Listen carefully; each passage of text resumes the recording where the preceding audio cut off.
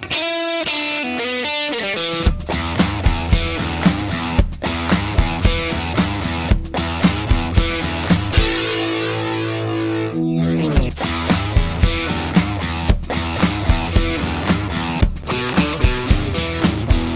is the Fantasy Roadshow.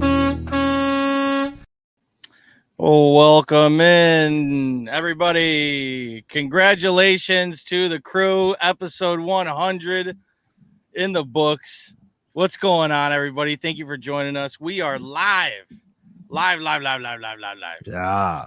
We are live on YouTube at youtube.com/sportsethos. This is the Fantasy Roadshow. You can find me on Twitter at fantasy_trucker. Kulz to my to the right is you can find him at Kulz_sports. Shane O'Mac on the bottom here. You can find him at smccormick_ff. Make sure you follow the show while you're at it at Fantasy Roadshow, and don't forget to check out the Substack, thefantasyroadshow.substack.com. And as always, this episode is brought to you by Rule One Proteins. Go to www.rule1proteins.com. Enter promo code Roadies40 at checkout for 40% off. Boys, how we doing? Episode 100. Kulz, did you ever think we were going to get here? First of all. When we started doing 2-a-days preseason, then yes, I did think we would get here faster than we had imagined originally. Yeah. Yeah, crazy. It's crazy to say we just started June 26th. So what, 4 months ago? Yeah, I guess so. It's been a pretty wild ride. Shane O'Mac sent us a video on Slack today, which was like right when I got down to Austin, which might have been one of the first few episodes, like dynasty rankings. And the beginning was so funny. It was. Kulz was literally going like pointing at truck, like start it. Yeah, it was I think probably one of our first YouTube episodes, and I didn't edit it. I totally forgot to edit it and just posted it.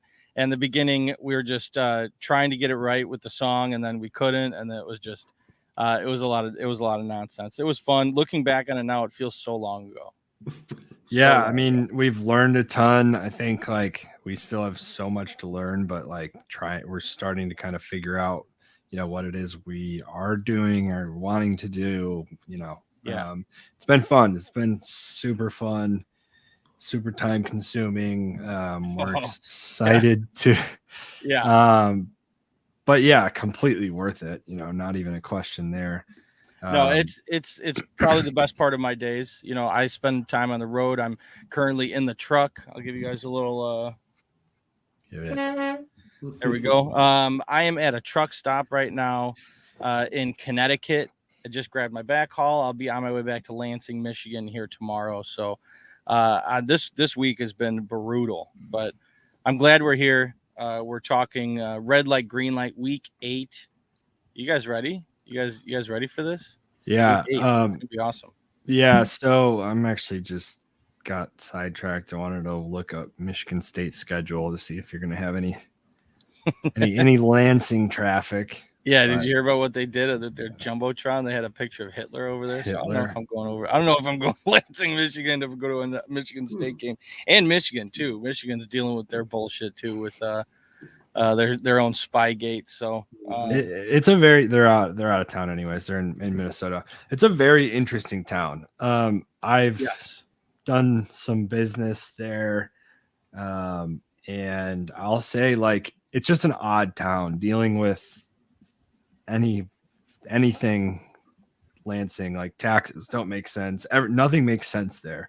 All the way to the point where like college is growing. A lot of developers are coming in town, building student housing there. And then they just passed some law that in order to develop a new, nice student living community, you are required to have a percentage of that be seniors, as if like students and seniors would ever want to coexist. So like it was their way of like trying to not improve the town. Very interesting place, but I think everyone everyone kind of can catch on to that with all the different scandals and the whatever. It's just interesting down. Yeah. But yeah, so episode 100, we've been talking about like what we wanted to do. I think, Shane wanted to kind of spearhead asking us some questions. So that'll be interesting. I mean, I guess I'll start. I wanted to kind of just thank a few people of how we got here, and like how we started and where we see things heading. Ryan and I actually haven't had this conversation yet. we talk every day, obviously, but like haven't had the conversation of like where we see things heading. So that's going to be a little bit conversational.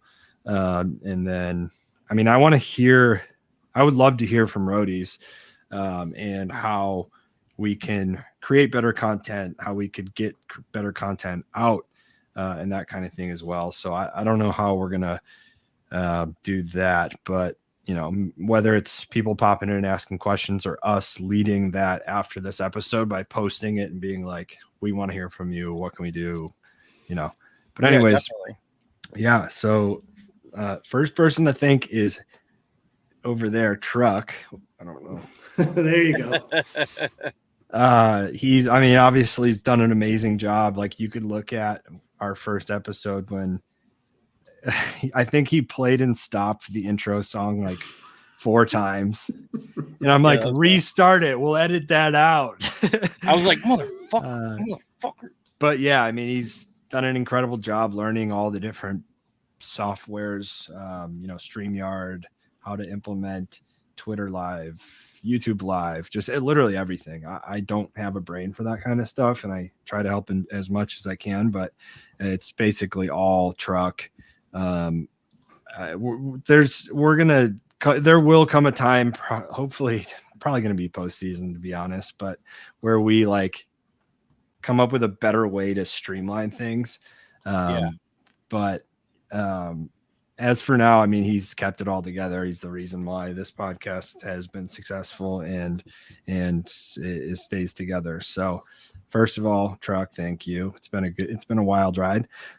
Shane O'Mac. Shane O'Mac is someone who clearly consumed our content. Like started off, was one of the roadies that we heard from most, just kind of gets it. And then I know Truck will agree with me with this, but literally had Shane O'Mac on, and like I knew immediately, literally right away, I knew that like it just the chemistry that he had, and like he just gets it right. Like he consumed the content enough to have jokes that fit right in, but also like the chemistry that us three had together clicked and was very easy. Adds so much knowledge, both fantasy wise, but just like knowing how to market things, and fits extremely well with the podcast. So Shane O'Mac, thank you. Thank you guys. Yeah, it's been fun.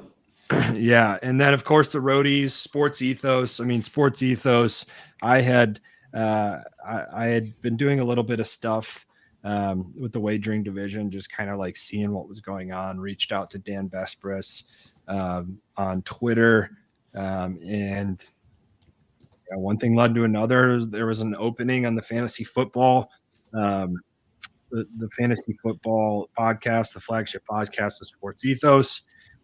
Kind of threw our hat in the ring, and they, took a chance on Truck and myself with zero like experience or portfolio to send them. I still remember that first phone call. Hey, Ryan, you want to start a fantasy football podcast? Like, yeah, I do. Yes, I do. Let's do this. So yeah, it's been fun, man. It's been awesome. Yeah. I mean, we like, we'll get into that, but we talked about it, and just kind of like shot the idea around, and, here we are 100 episodes later, but yeah, so Ethos has been incredible, supporting us and just like giving us a platform to do what we love. So thank you, Sports Ethos, and Dan and Keith and everyone that has helped us. The entire NFL division has been great. Like, just if you need anything, what can we do? Coming on to be guests, just we're all kind of in this together, growing this together. So that's been great. And then Rule 1, of course, our first sponsor. That's we're kind of in the beginning stages with Rule 1. My shirt. Other side. There you go. Yeah. So and obviously, like, they're in the supplement space. They have like Rule 1 athletes, but in a weird way, like, those worlds kind of connect. Everyone plays fantasy football. I think the world as a whole has just taken kind of more of like a health and fitness wave over the past however many years. But sports include football players, people who work out, people who used to play football, whatever. So, Tony Costello, a good friend of mine, really liked and saw a future in what we're doing and, like, what we're trying to do here. So he, took a chance of partnering up and putting his brand next to ours and seeing where things could grow. So, it's an incredible gesture. And I know, just like myself, how I am, how Ryan is, how Shane is, like, we're going to blast and put them in the best light and just, like, do our best to make sure that chance they took on us is going to pay off for them, and they're going to be proud of the work that we do. And like I just said, putting their logo next to ours. But anyways, enough of that. I just wanted to kind of say that to start off the episode. Yeah. I love it. Shane, I know you were talking yesterday. You were saying you were going to prepare some questions. I am. So why don't you go ahead, hit us those questions, and then we'll get into some fantasy football. All right, let me put my Jeremy Schaap hat on. And okay, so let's just, for all the roadies out there, just give us a brief background. How did the two of you guys meet? First time meet. What's the backstory there? Kulz, you want to take it, or you want me to do it? You go ahead. I'm interested. So from my recollection, this was a very long time ago, back in middle school baseball. I was on this baseball team with Mike and his brother Pat, and we were really, really good at baseball. Our team was like, we won a lot, and we just didn't care much, so we would just goof around a lot, and from then on, we just became really good friends. And we would bond through sports. We were in the same group of friends. So constantly, that was right around the time when we started fantasy football. And I know I didn't play with Mike right away in fantasy football, but later on, as we got older and more leagues started developing, we were definitely in the mix. So that's kind of how we started. And we've just kind of been kept, in contact ever since. But I don't know, Kulz, what would you have to add to that? Yeah. So middle school baseball. And yeah, honestly, I don't remember. My brain isn't great in terms of remembering details from back then. But I know that we met middle school baseball. I'd say probably, or maybe even younger. What? Yeah, we went to different schools, so it wasn't really we knew each other early on. But it was probably around age of 14, right? Yeah, I'd say even maybe before then. It was probably 6th, 7th grade. Yeah, something like that. So however old you are at that point. But so what, 12, I guess? I don't know. It's crazy. But anyway, so yeah, we're both from the western suburbs of Chicago, Lombard, Villa Park, kind of that whole area, 20 miles west of Chicago. And we always went to different middle schools, high schools. But we played in the same league. So this baseball league that Truck's mentioning. And I would say the same exact thing as our personalities were both just kind of goofballs. So naturally, those types of people just attract one another. And we just probably made it hell for our coach at times. Our coach hated us. Definitely made it hell for opposing teams, just causing mayhem. But yeah, so always kept in touch. And I would say that both of us are the kind of person that like are really good at keeping in touch with people. And we're both extremely social. So like I had friends at the Catholic high school that I went to. I had friends at all the different public schools around, everyone that I played sports with growing up, and Truck played football with like a lot of guys that I played basketball with and that kind of thing. So had always kept in touch. And then, yeah, I mean, literally when we say fantasy football is probably the reason why we're like as close and stayed in touch and friends to this day. That's like what kept us together. And literally was those leagues. Cause of course, like I went to school at LSU, Truck was at ISU for a little bit, and he would come home from time to time. I would get him a couple jobs here and there. More than a few times we worked together at different places. Yeah, that's right. We didn't even mention that. Yeah. Lucky Strike, Jameson's. I was his boss at one point too. Yeah, that was amazing. The best boss ever. I wasn't a very good boss, put it that way. But yeah, we had a lot of fun at that bar. Yeah, we have a lot of stories like then working together, whether it was summer break, winter break. I bartended for Ryan at one point. We worked just kind of like running table, just different service industry jobs. So all of the craziness between that and just being in our young 20s and being idiots. Yeah, it was nonsense. But yeah, that's basically the story of Kulz and I. All right. So next question, I'll go individual. Kulz, let's start with you. What is one thing people and roadies would be surprised if they knew about you? Surprised. My like go-to answer that I've realized I should probably just automatic go-to in this is that like I've never set an alarm. So I just wake up. My brain just like turns on and I just like wake up every morning. So, there's been times where I have a 5 a.m. flight and my brain just turns on at 3:30. I don't like set. I just kind of have a really accurate internal clock. I don't know. That's just like my go-to. Like if you're saying your name around a room and a fun fact about you, that's what I learned. Like a lot of people aren't really wired that way. So I was like, that's going to be my go-to. Cause sometimes you get like a rush of anxiety. You're like, oh my God, what am I going to say? And it's always something like, like sports, just something stupid. So yeah, my go-to answer is the alarm clock thing. The internal clock is just super accurate. And I guess it's pretty unique. Not ever using an alarm. So, Yep. All right, Truck, you. Back in my heyday, I was an aspiring rapper. When I was in high school, I don't know if you guys have been paying attention since day one, but our music, our intro and our outro was done by my father. My father's a really, really good guitar player, and he's been in bands for the past like 40 years. And he has a recording studio in the garage. So in high school, me and my buddies would get together and smoke a bunch of weed and start recording music. We would put on beats and we'd start rapping. And my rap name was Pistol Pete. That was what I went by, my alter ego. I may or may not have a mixtape out there somewhere. If you were to dig on YouTube, I'm sure you would find something. I've done probably, 30 to 35 different songs. I did some features on some other stuff.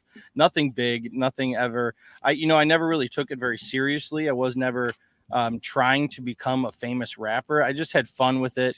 I figured out I was halfway decent early on, and I just kind of dove right into it. And I was very goofy. But yeah, there's some good songs out there that when Kulz and we go to certain fantasy drafts, they always play my songs there, and always it's that we always reminisce. And I got some fans out there, not many, but there's some people that enjoy my music. So that would be the one thing that roadies don't know about me. Yeah, I'll send a song over to you, Shayna Mac. I can definitely find songs and I'll send them over. It's awesome. Yeah. Lovely. Well, also I want to add on to that. So that's like one of the huge reasons why we're able to do what we do with fantasy football is because that experience that Truck had as Pistol Pete back in the day is how he's known how to use different editing softwares and things like that. So honestly, that's like a huge part of where we're at now. why we're I taught myself how to be an audio engineer. So when Kulz was like, dude, let's record a podcast, I'm like, that's easy. I was recording music and doing this a long time ago. So yeah, I kind of put 2 and 2 together and figured it out. And honestly, like, I don't know, like, I would imagine as two guys that just started this and just like went early on, we had pretty good audio, I would say. I mean, I think people would agree that, like, from an audio standpoint, obviously the video you sent of us, like, trying to get it sounding, or just not knowing what we're doing as much, but like, that's the reason why our stuff sounds so good, is because of his past experience. I would say, like, from a, 2-man show that just started from scratch, we sounded pretty good early on because of that, for sure. Yeah. All right. Well, there you go, roadies. There is a little glimpse of behind the scenes of Truck and Kulz. Now, Shane, I have a question for you. Oh, okay. Shane, you were one of the first roadies out there that I found out about, that I figured out, oh, wow, we actually have people that listen on a regular basis. This is awesome. So I'm kind of curious, what kind of drew you in? What attracted you to this podcast? What did you enjoy that brought you back every time we put out an episode? I think it was, it goes back to, it's funny that you guys mentioned it in your story about when you were on the baseball team. It was kind of that informal, like, don't really give a shit that it's not buttoned up, and not going by a script, and just that easiness of it, that it was just different than what else is out there on most of them. So. Yeah, it's funny you bring that up. Kulz and I, when we were talking about how we were going to do this podcast and what direction we were going to go in, we made a conscious effort to be like, hey, let's just have fun. Let's just get on the mic and have a conversation with each other about fantasy football. We don't want to be so structured and scripted and stats driven and analytics driven. Like, shout out to Barstool, but that was a big influence on the way we wanted to, approach our podcast and stuff. We just kind of want to be two guys talking fantasy football and have everybody join along with. So I'm glad that kind of resonated with someone. Well, also that when I first listened, I thought I was hearing Ryan Russillo on the podcast. And so I was like, oh man, I got to turn back in. This is Ryan Russillo. Ryan Russillo is on it. Yeah, we got a lot of early comments about Kul's voice, how he should do a voiceover and do books, online audio books. Yeah, that's awesome.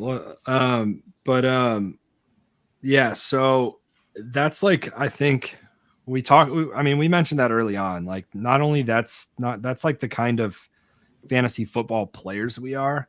I know for sure, like me, I've said it before, like, I consume everything, and I know I see all the stats. I spend more man hours consuming, like, different sports material. But I don't necessarily sit here and, like, analytically, like, note take everything. And, so that's just, like, how I would say I'm pretty fucking good at fantasy, and that's why I grew such a passion to it. But it's not always this, like, a lot of the fantasy football content. I guess what I'm trying to say is a lot of the fantasy football content that is out there is more, analytical driven, and, it's very XYZ, formula based or algorithm based. And, like, that's just not who we are. So we're not going to try to be that. I would go toe to toe with any of those motherfuckers. But I'm not going to sit here and, reference that kind of stuff. So we almost put out a little a disclaimer in the beginning of our videos that said, if you're looking for a stats driven podcast, go elsewhere. This is not it.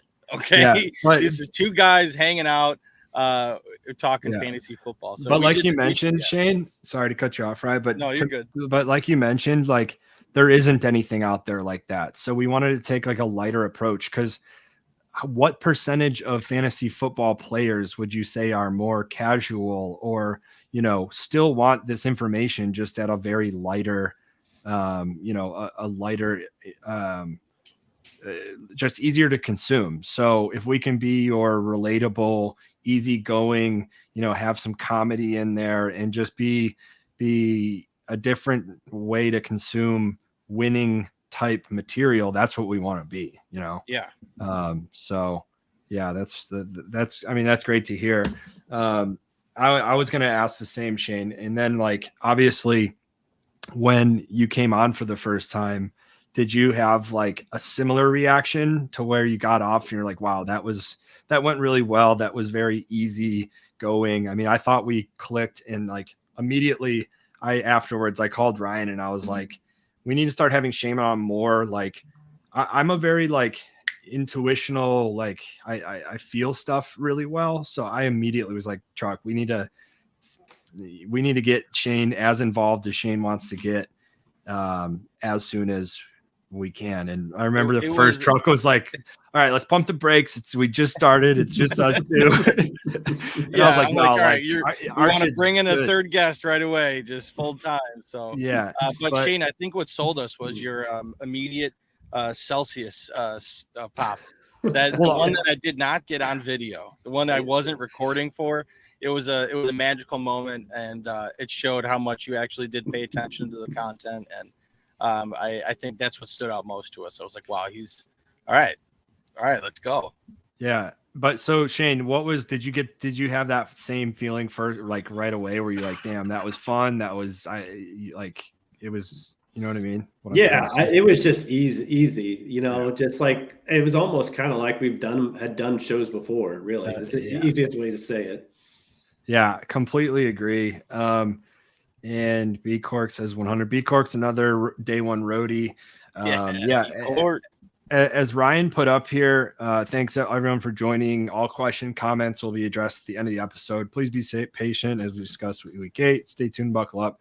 I want to add that if you're listening right now, or maybe we can post a comment in here in a second, but today I don't only want to talk about start sits in the week 8 slate, but if you have any questions, suggestions, what you like about our content, what you would like to see more of, I want to start hearing feedback, because I think we're at a place where we know what we're doing right now. We know where we're going to go. And then we want to, cater to our audience and be able to do what we do as best as we can for the people that consume it. So I don't know. If you have any random questions, feel free to fire them. Yeah. Or personal questions, kind of like Shane, we've always been strictly fantasy football and to the point, but like if people wanted to hear more, of us fucking around or just about, I don't know, whatever, I would be open to that. So just kind of interested there. I'll put together something here in the comments. But yeah, anyways. All right. Well, do we have anything else you guys want to cover for our 100th episode, or do you want to get right into some fantasy football and start diving in? Yeah, I'm good. I think we can get into the red green. So Shane, thanks for adding a little bit of a personal element to the show. And let's get into football now. Yep. All right.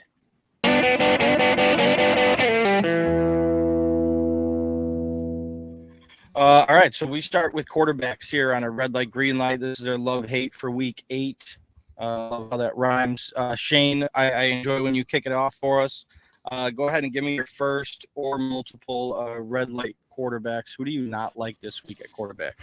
So I am going to go with Russell Wilson facing the Chiefs. I think it's just time. We've got to consider that this Chiefs defense is someone that you've got to take note of when you've got fantasy players playing against. They are shutting people down. Like it was the last time he played, he had a bad game.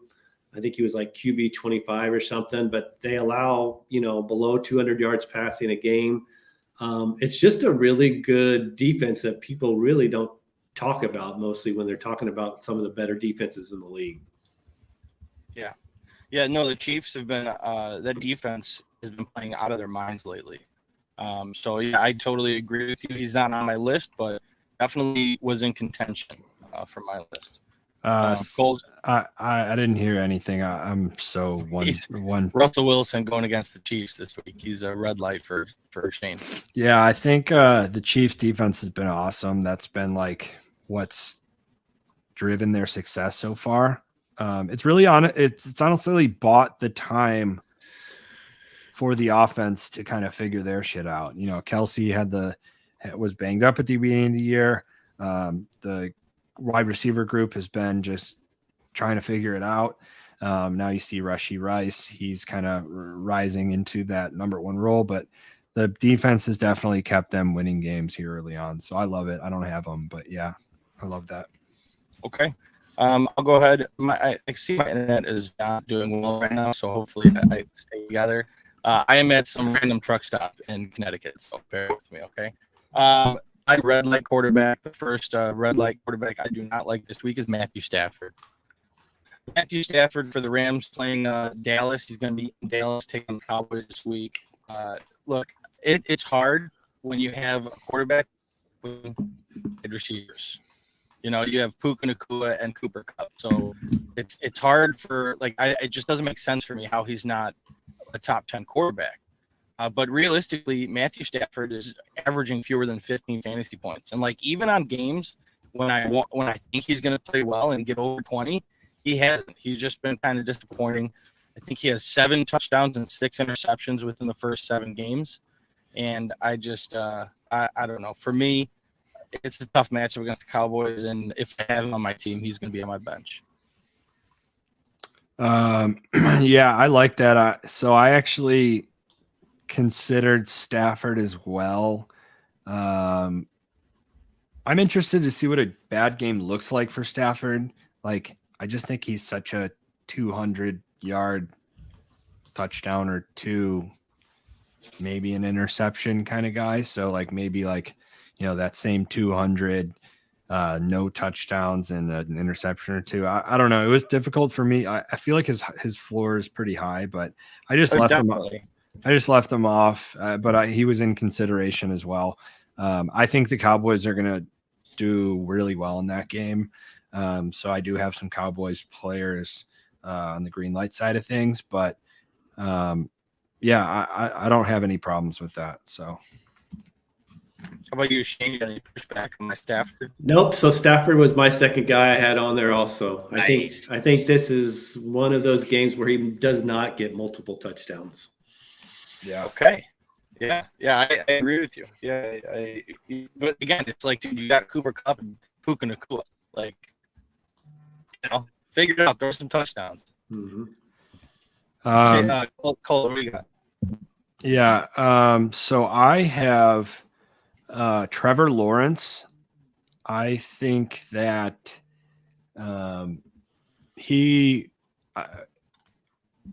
so this is a weird one, why I have Trevor Lawrence here. Like, I think that the Jaguars and their offense has started to kind of figure it out and win games. And, you know, they're 3-0 away. But I just don't like this matchup at Pittsburgh. It's crazy to me, but I think Pittsburgh wins this game. I know this has been the mindfuck team for Truck, and he probably disagrees and thinks they're going to lose, but I just see them going 5-2. Tomlin as a home dog, that's like the biggest spot play you can do for the Steelers team. So I think their defense is extremely good. I think I could see Watt just really getting in there and disrupting things. So as the Jaguars are starting to figure it out, I could just see them having a really bad game and the Steelers making things look or just be really difficult for them. So I put Lawrence on there, which is weird just because I think they also figured it out or are starting to really figure it out. But yeah, I got Steelers winning this game. And if that's the case, then the defense is going to be flying all over the place.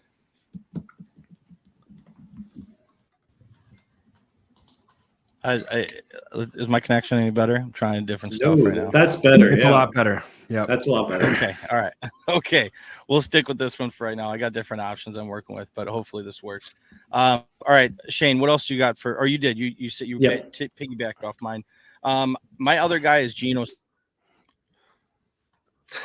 Smith going against Cleveland. And last week we saw Gardner Minshew. What? You're good. What? Everything all right? You guys laughing at me? Yeah, you're good. You just froze up. Okay. Damn it. This is brutal. No, you're good. Road Go show. ahead. What are we going to do?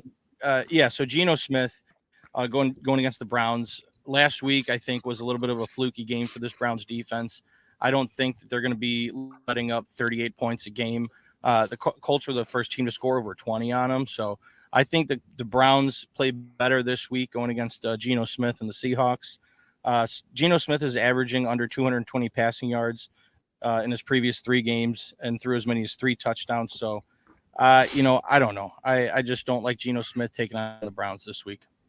I agree. I have Geno as well. I think it's a bounce back game for the Browns defense. Last week was a Definitely. fluke. Myles Garrett's the best defensive player in the league. So I do as well. I think it's going to be a tough one. That being said, like PJ Walker is going to be the starting quarterback. This Browns team is really frustrating.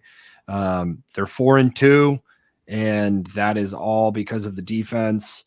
I just want to I want Deshaun Watson to be healthy so bad. So we don't just have to have this PJ Walker storyline and, all of the Browns weapons are limited because they have to play different kind of football. So I don't know. Deshaun Watson doesn't look healthy, so that's discouraging, but I think the defense is going to continue to step up. The game's going to be close. Geno is going to have another frustrating game, and I don't know that I see them going into Seattle and getting a win, but I do think Geno has a really tough day.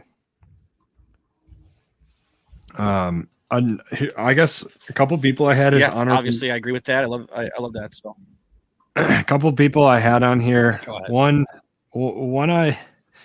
One I was a little bit like, I still want to put him on, and maybe by the time I write the article, I do. But Kirk Cousins in Green Bay, I just think from a spot play standpoint, this is a good one.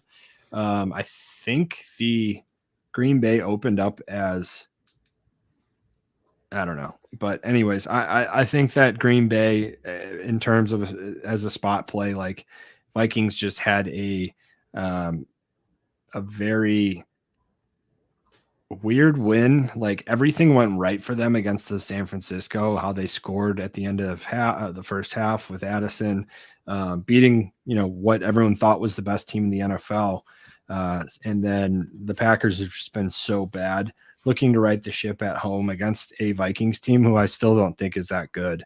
That win definitely changes things like in the locker room for them, but to go into Green Bay, division opponent, another home dog, like I just don't like the spot for the Vikings there. Truck just dropped, but we'll just continue, Shane. Mm-hmm. Yep. So here is, I put 3 guys together, and just because to me they're like kind of no-brainers, and I don't want to like put them on my red QB list, but I think they're going to have horrible games. Will Levis, I think he's going to have a really bad rookie, first start as a rookie. Zach Wilson, is the Giants defense good? Sneaky, yeah. Like don't forget 2 weeks ago what they did to Josh Allen in Buffalo. And then what they did to Mahomes earlier in the year. Yeah. So I don't know. Like it's time to start putting an eye on the Giants defense. We've been just so focused on how bad they are. But they may have a sneaky good defense that's starting to figure something out. Something about like their linebacker play has changed.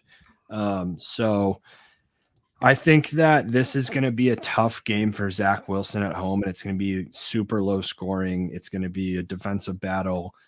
The Giants look better with Tyrod Taylor as quarterback, so I think he gets the start. Daniel Jones continues to improve, and like they're going to ride Tyrod if he wins games. So I could actually see the Giants sneaking out a win here, and then we start having that conversation. Could you imagine what New York media says if the Giants look good defensively, do just enough on offense, Saquon has a big game, and now the Tyrod Daniel Jones conversations get stirred up in New York, where the media just loves to amplify things. Mm-hmm. Yeah. That'll be interesting. And then I have Baguette Teabag. Teabag, Bears are at Chargers. And I don't necessarily think like the Chargers are good. I think they're horribly coached. We discussed that, but primetime unders have been 16 and 7 this year. I could just see like a game where the Bears basically don't score and just look shitty. Let's be honest, Teabag, like he's nicknamed Teabag for a reason. I know Truck mentioned he looked good last game, but he played D2 football. His dad's the star of the family. I just can't get on board with Teabag. So it'll be interesting. What do you think in that game? Like, does Herbert come out and look great? The Chargers have looked so bad. Yeah, they are. And Herbert's not. I mean, I don't know if it's the play calling or what, but he gets back there and there's just not much to go on. He gets back there and he's getting pressured a lot. The line's not holding up at all. So Eckler's not 100% either, for sure. Yeah, so I think it's just going to be another one of those primetime Sunday night games that kind of looks gross. So I don't know. I'm probably not going to put any of those three in the Substack, but I just felt like it was worth noting because what I wanted to talk about those three is like, I am probably going to have to start at least 2 out of those 3 in various different super flex leagues. And at what point do I start like Christian Kirk in my super flex over Levis, Wilson, and Begent, Yeah, I think that's something people they're automatically just go to, I got to put a QB into that spot. Well, no, not if it's a PPR league, you don't have to. Right. Here's Chuck. Hey. I'm back. Sorry about that, guys. It's all good. What did I miss? All right, folks, it's time for questions and answers now. We've gone through everyone. Oh, jeez, what the hell? All right, my red light running backs were blah blah blah. All right, go ahead. No, I was just we're not even on green light yet. I brought up Levis, Wilson, and Teabag. I have them all having bad games. I was just bringing up the question: at what point? Like, I'm gonna probably I know we're gonna start Zach Wilson and Fantrax. There's like maybe another league we would consider. Again, like, at what point do you start a Christian Kirk or a borderline flex guy in your super flex instead of those? And Shane just brought up the point of like, people are so wired to super flex has to be a quarterback that I mean, we've already made that decision once this year where we put A-Chain in there. A-Chain was blowing up at the time and it was the right decision, but I am another person like Shane that I'm not married to a quarterback. So like Zach Wilson against a sneaky good Giants defense, do you play a Nico Collins instead of him? I think would be our decision, our exact decision, So Nico Collins or Teabag? It's just a hypothetical. Yeah, I mean, you have to be dealing with the bottom tier quarterbacks, anywhere from 28 to 32 to be in consideration for me. And yeah, someone like Nico Collins, a previous Devon A-Chain. Yeah, those are, if you can get 15 fantasy points from that position, you're going to set yourself up for a better job, or a better game. Yeah. So anyways, those guys, Levis, Wilson, and Begent, I would probably fade them this week and go if you have a better option in your flex. That's why I thought it might be worth noting. Green light quarterback, Shane, go. All right, I'm going to leave the obvious one off of my first one. So I'm going to go the non-obvious choice, and I'm going to go CJ Stroud. Stroud. Yeah, I think like you think about prior to his bye week, like he had, I think it was 2 touchdowns in 4 out of his 5 games. So the Panthers, I mean, they've allowed some passing touchdowns over their last 3. I just think this is probably, you're going to get like a QB 10 to 12 finish for Stroud this week, which is going to be big when you're talking about no bye weeks. Truck, what do you got there? I completely agree with you, Shane. CJ Stroud is on my list as well. I just love him coming off of this bye week, taking on Carolina. Yes, in the previous couple weeks before the bye, he failed to score 15 points, but it's a small sample size. Stroud has been very careful, very cautious with the football. I don't think he throws a pick this game. I think he has a really, really good game. And there's other Texans that I have on my green light list later on. Little tidbit. Yeah, a little teaser.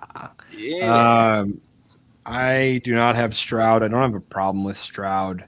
This is a game where the Panthers home dog divisional game that I'm sure a lot of sharp money is going to be on. Should be the play, but I don't see anything that the Panthers are doing that would make me think that they can win a game right now. Now we're already hearing that they're shopping Brian Burns. So I mean, is the motivation there? I don't know. They can't use their first round picks, so they should be trying to win games. It's just, do they have any talent or anything to build on is the question. And I don't think they do, so I don't hate that. I had the decision of Kirk Cousins, Stroud, or Dak this week. Chuck.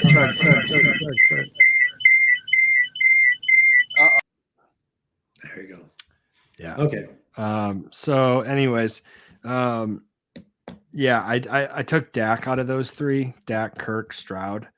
And Dak, segue, is on my green light list. As I mentioned, I have the Cowboys, not trying to kiss Shana Mac's ass at all, as you can see his decor in the background. But I love the Cowboys at home.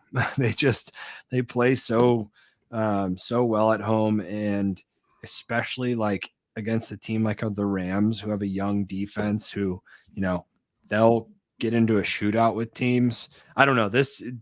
Am I crazy, or is this just one of those games that's setting up as a Cowboys fan where you guys just know they're going to come into Jerry's world and Cowboys are going to look fucking good and win by 2 touchdowns, double digits? Yeah, I'm struggling with this one. I'm tilted towards this being a low scoring game.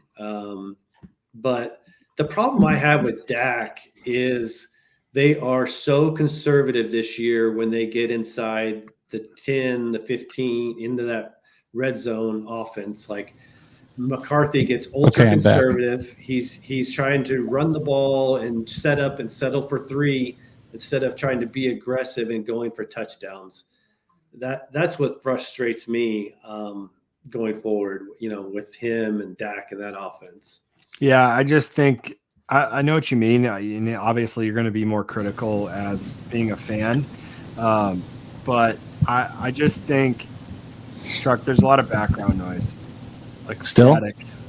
Yeah, it's bad. Okay. Super staticky. So yeah, I mean, you're going to be more critical as a fan, right? And honestly, you probably are a little bit more tuned into the team, but as an outsider, just knowing football, this is just one of those games to me that is in Dallas, and they look really good. And you know how the Cowboys can be so hot and cold, and Dak gets criticized like crazy at times, and then other times he looks like he's a top 5 quarterback in football. Mm-hmm. I think this is one of those home games. It just sets up to be one of those top 5. I think CeeDee Lamb, he's on my green light list. I think he has a monster game. Anyways, yeah. So Dak Prescott, have him on my green light list. Okay. Truck, let's get you talking and make sure you're good. Nice. I'm better with a whole different camera angle. Yeah. Okay. How about check? Can you guys? I mean, it's horrible, but let's just get going. Okay. Well, then I'll do the best I can. Kirk Cousins this week against Green Bay Packers. Cousins is a top 6 fantasy quarterback, failing to score over 20 fantasy points twice this season. He's been really good. And I think he's going to throw a lot. He's going to try to get out to an early lead. We thought Justin Jefferson was really going to hinder this offense like it did against the Bears. But last week showed anything, it's that Kirk Cousins is going to thrive regardless of Justin Jefferson. He throws over 50 times a game. I think Kirk Cousins is a safe play this week against Green Bay. Shane and Mac, don't tell Truck that I contemplating putting him on red light and might still by the time of the article. Yeah, it's funny. He initially was a red light for me, and then I was like, every time I have put him on red light this year, he surprises me with a great performance, like against San Francisco or against the Eagles in Philadelphia. I'm like, I can't get my finger on him. Yeah. Maybe you need to start singing prayers to your children and good nighttime prayers. I love that he was in an a cappella group when he was in high school. Mm-hmm. So Truck, I guess we want to continue to see how your audio is doing. So give us your other green light quarterback. I did. It was CJ Stroud. Okay. All right. You seem to be doing well. So this is all good. Shane, who do you got for your last one? I can't believe, Trucky, that you didn't go here. I left him for you. It's the free space. It's home golf against the Raiders. I mean, it's always home golf when he's there.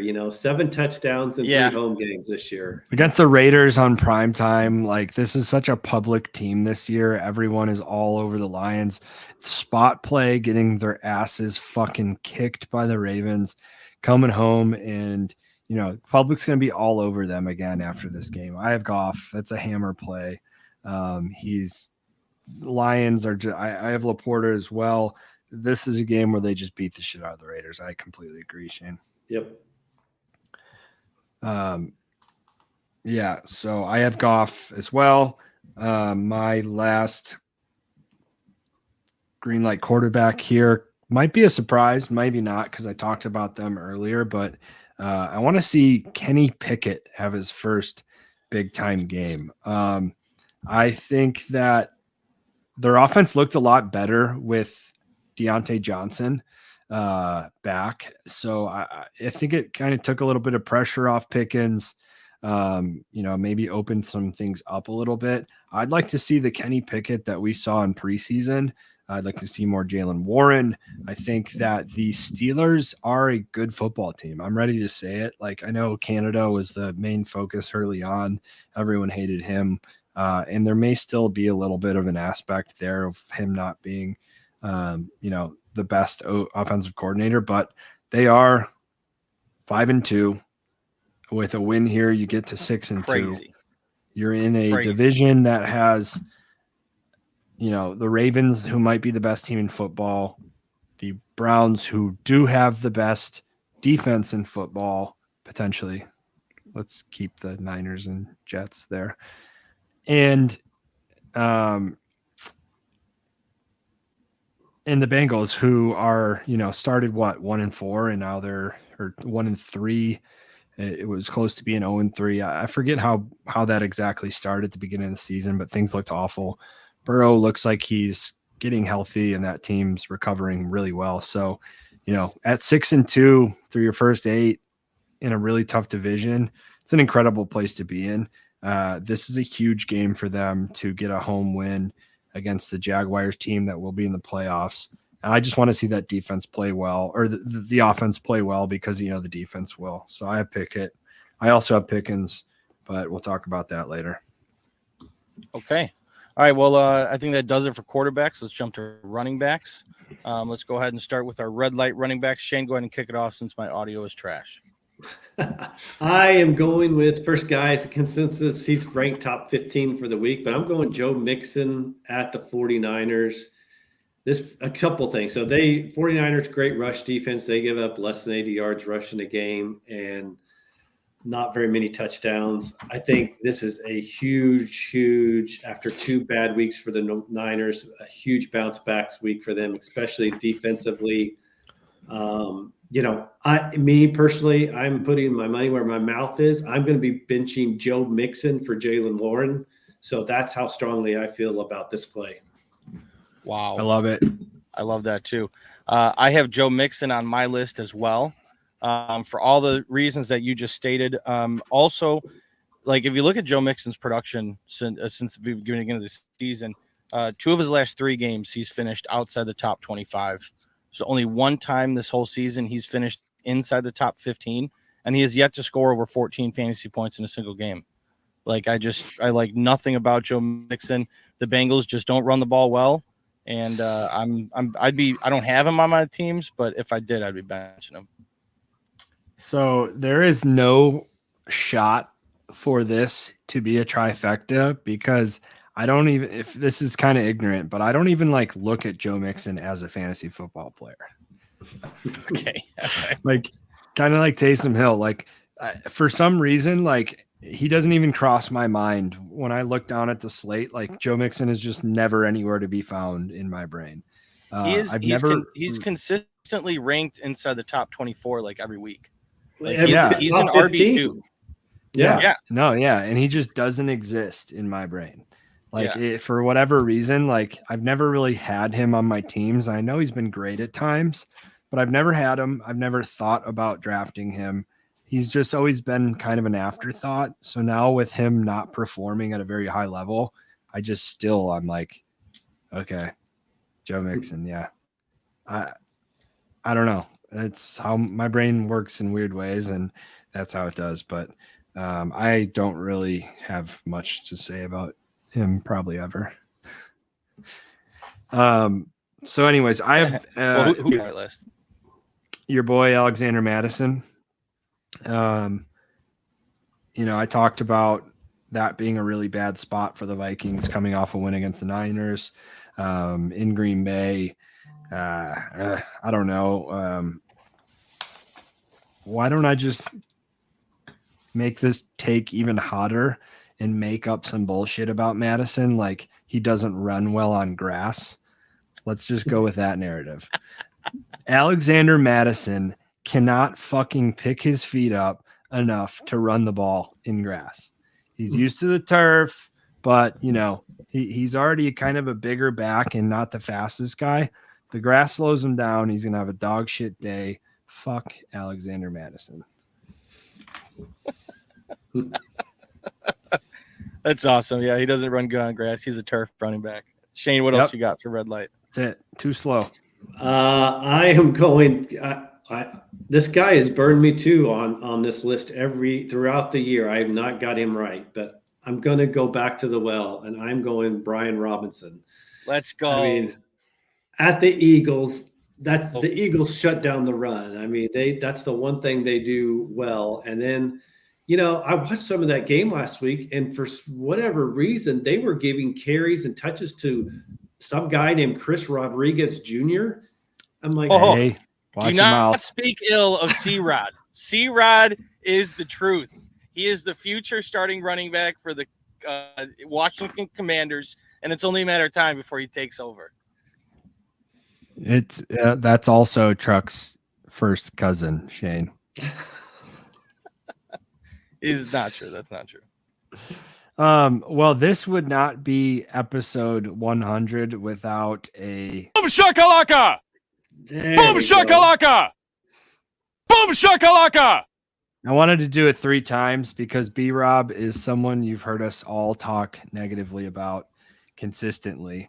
I agree. The Eagles defense, the Eagles defensive front, Jalen Carter is an absolute monster. They're just such a good team against the run game.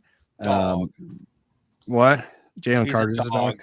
Yeah, absolute dog. And to be honest, like Eagles looked really good. I think that loss against the Jets lit a fire in a weird way to where they are just kind of getting by against teams. And they knew like, hey, if we want to get back to the Super Bowl, we need to start perfecting our craft, getting better on defense. They're getting healthy. Bradbury, Slay back. So, I think we're going to start to see the Eagles team that went to the Super Bowl, the Eagles team that's looking to, really flex on the defensive side of the ball and continue just to physically beat teams up, which is how you win championships. Yep. I think a lot of people are relying off of the previous production from Brian Robinson, Did you guys know that I think nearly half of his total fantasy points came in the first 2 games? Love like it. he's just been on a down tick ever since, and I feel like we talk about him every episode. This just randomly on a green light for good matchups and red light for bad matchups. But yeah, I couldn't agree more. A trifecta drop there. I love it. Brian Robinson, red light all around. Yeah. So the last red light running backs I have is I just have the Rams running back duo in Henderson and Freeman. To be honest, like it's really difficult for me to start either of those guys. And I don't necessarily think like they're going to have this horrible game against the Cowboys. I already mentioned that I think Cowboys are going to dominate that game. So that's why I put them on here, is because with a game script of the Rams getting beat by, a couple touchdowns, they're going to just be throwing the ball a lot. But I'm not confident to say whether Henderson or Freeman are the guy there, or if there's even a third piece to it. It's going to be, I need to see another week before I determine what that backfield's going to look like for the next 3 until Kyron gets back. So I'm just staying away. I need more information. But then you add on the bad game script that I have in my head for the Cowboy game in Dallas. So I'm staying away from those guys. Yeah, and luckily, this is one of those weeks we don't have any bye weeks, or there's no teams on bye. So, luckily, if you have those two on one of those two on your teams, most likely you don't need to start them. So, hopefully not if you're in a good spot. So, but yeah, I agree with you. I'm in trouble in one of my leagues, and I should be I thought I was gonna have to start one of them, but I was able to pick up Deonta Foreman. Nice. on waivers, so I'm starting Foreman over those two. Well, that's it. I think that's a great segue. Are we good on red light running backs? I think we're covered them all. Let's jump to green light, and you just mentioned one of my green lights. It's Dante Foreman, Chicago Bears running back. Dub Bears, bear down, taking on the Chargers this week. Foreman at least 15 rushes in each of the last 2 games since our running back got injured. I can't even think of his name right now. I've been looking at so much stuff. Lil Herbie. Lil Herbie. Ever since Lil Herbert got injured, Dante Foreman's getting at least 15 carries. Last week, he saw 5 targets out of the backfield, 3 touchdowns. He was the number 1 running back last week. Obviously, I don't predict that same type of production. I know touchdowns are really hard to predict in the NFL, but I do think he's going to have a good game. And I'm not afraid of Roschon Johnson coming back, although he will have a role. Like I mentioned yesterday's episode, Darrington Evans had 14 carries last week alongside this giant production from Dante Foreman. So even if Roschon sees 15 carries and a couple targets, I think the Bears want to run the ball, and I think they want to control the game clock. And I think they use Dante Foreman early and often. Well, I hope so, because I am starting him in a league. I don't have much to add there. I don't know what to really say about the Bears and T-Bag, but that's definitely a fantasy backfield that needs to produce in order for them to have any success. So Chargers have been giving up yards, so we'll see it. Let's see it happen. Right on. Shane, what do you got for green light running back? Well, my first one it's a little bit of a surprise. You might say, wait for it. Shane O'Mac, shocker of the week. Let's hear it, Shane. What do you got? So I'm going out. This guy is consensus ranked QB or RB 27 right now. I'm going Gus Edwards against the Arizona Cardinals. And I'll tell you guys, you should be starting over him. But first of all, like the Cardinals allow over 130 yards rushing a game. Like they're bottom 5 in fantasy points allowed to running backs. I like the game script setup more than anything for this game. Like I feel like Baltimore is going to be up big in this game. And it's where they can kind of lean on the Gus bus in the second half to kind of take over. So like for me, I'm starting Gus Edwards over guys like Aaron Jones, over Alexander Madison, over Javonte Williams, over Rashid White, those type of guys. That's how much I think of him this week. Funny you say that. Oops. Funny you say that. I have Gus Edwards, and I also have Aaron Jones. Richard. So I'll have to make that decision here come Sunday. Tune into our Sunday morning start sit. We will go over which is definitely going to happen this week. Yeah. Yeah. So yeah, tune in. I'll be having to make that decision, and we'll go into it a little deeper. Okay. I love it though. That's a great shocker. Like, yeah, that's awesome. Looking at that matchup, I was like, man, there's going to be some production there. The Ravens just looked so dominant last week against a good Lions defense that going against Arizona, man, there's just going to be a ton of points scored. So I want as many pieces of this Ravens offense as I can get. So Shane, I can get behind that shocker of the week. I love it.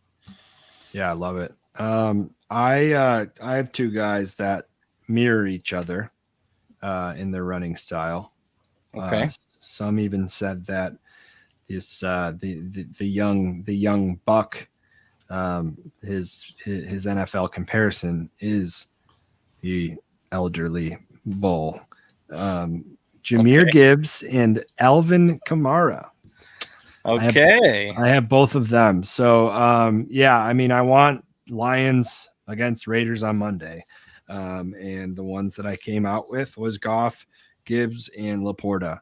I think that Gibbs showed a little bit and he got a little bit more of a role, but he's explosive and he's a playmaker. So against the Raiders in a game where they're in a huge bounce back spot, I just see him having, a touchdown, potentially 125 all-purpose yards, call it 5 or 6 catches, and as I mentioned, 1 or 2, or either a rushing and a receiving, something along those lines. But I expect Montgomery's going to be out, right? Is that still the sentiment? Yep. Yeah, he's questionable right now, but probably going to be out this week. Yeah, so he's going to be out.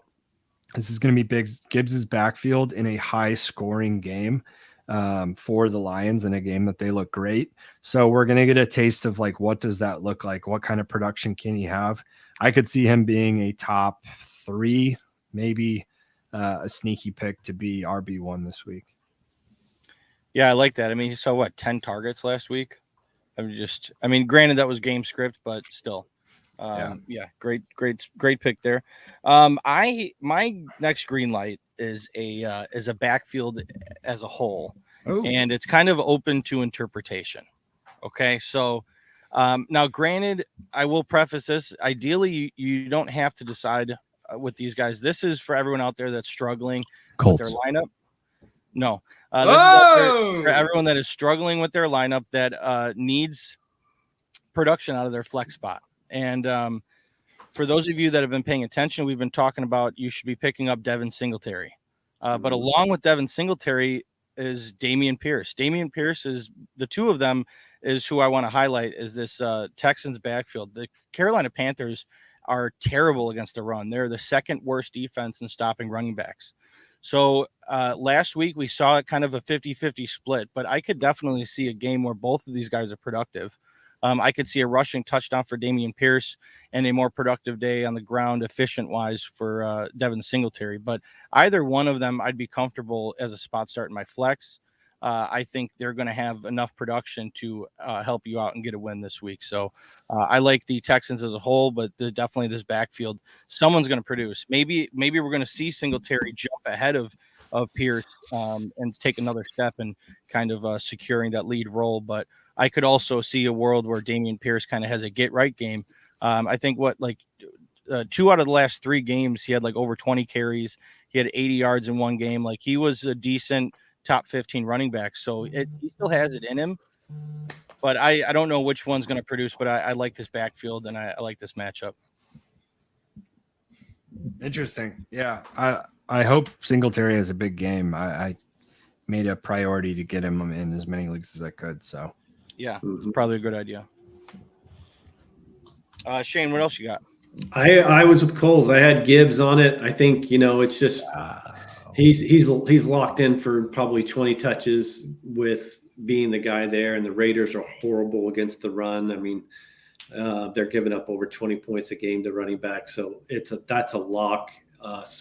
If you're a DFS player, like spend the money on him too. Like that's a guy spend the money on. Definitely. All right, well, let's jump to wide receivers. Red light wide receivers. Kulz, why Nope, don't you get? nope.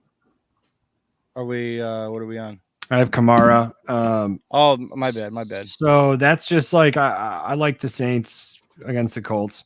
I think the Saints probably win that game.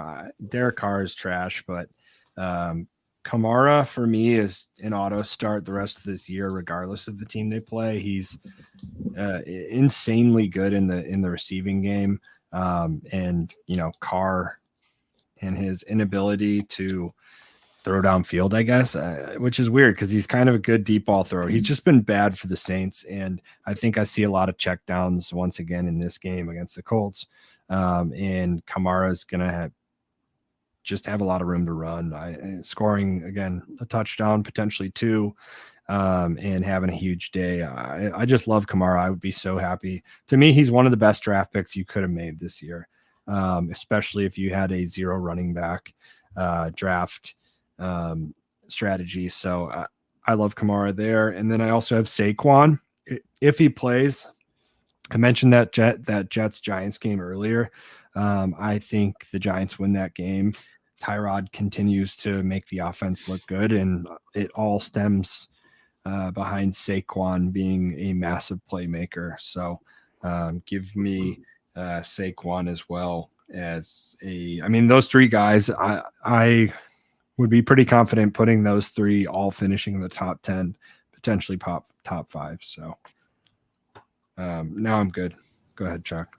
All right, cool. Well, let's jump to red light wide receivers. I'll go ahead and start it off. My internet seems to be a little bit better now. I don't know if you guys were good there. Yep. All right, cool. My first red light wide receiver is Calvin Ridley. Calvin Ridley, he's been struggling the past couple games. He's been hot and cold all season, and he's getting less targets than Evan Ingram. When your tight end is receiving more targets than you, something's starting to go wrong for someone that we expected to be a massive piece of this offense. So I don't like him this week, and with everybody with no bye weeks going on, I think you have room to sit him and go elsewhere. There's a lot of other good options out there better than Calvin Ridley, so do not trust him this week. Yeah, it's just he's not getting any of those great intermediate middle of the field routes. It's all basically on the sideline routes where Kirk and Ingram are getting all those middle of the field routes that opens things up. Yeah. Kulz, what do you got? I have two guys that were potentially. One was we can do another young buck in the old bull analogy here. I have Garrett Wilson and Devontae Adams. Okay, I like where you're going. I'm worried about Adams, and I just think they get beaten bad by the Lions, but I'm worried about him. Is Jimmy G, is he on pace to play here? I don't think it matters, but is he looking like he's going to play Monday night? Reports I've seen is that, yeah, he's supposed to play. Okay. Well, that helps his case a little bit, but I just think the Lions are going to show up big and punch back in a big way. I think the Raiders, just lost to the Bears. That's so bad, but I don't think they have. I don't think they have any help going Monday night, prime time. All eyes on them against the Lions in a spot where they just got beat by 32 to the Ravens. So Devonta Adams is going to continue to struggle, and then Garrett Wilson. I already talked about that game script. Deonte Banks is a lot better, I think, than people realize. I think that that linebacker core is playing sneaky well, and Giants have a sneaky good defense in a game they beat the Jets. So, yep. Nice. Shane, what do you got? All right, I'm going just one red light receiver because I've got an extra guy on the green light. Green light was much easier for me this week, but my one guy, and this is probably our biggest disagreement, but when we were going in the preseason between the three of us, is Mr. Amari Cooper. And it would not even matter if Deshaun Watson was playing this week or not. It's road Cooper time, and he's just not good on the road.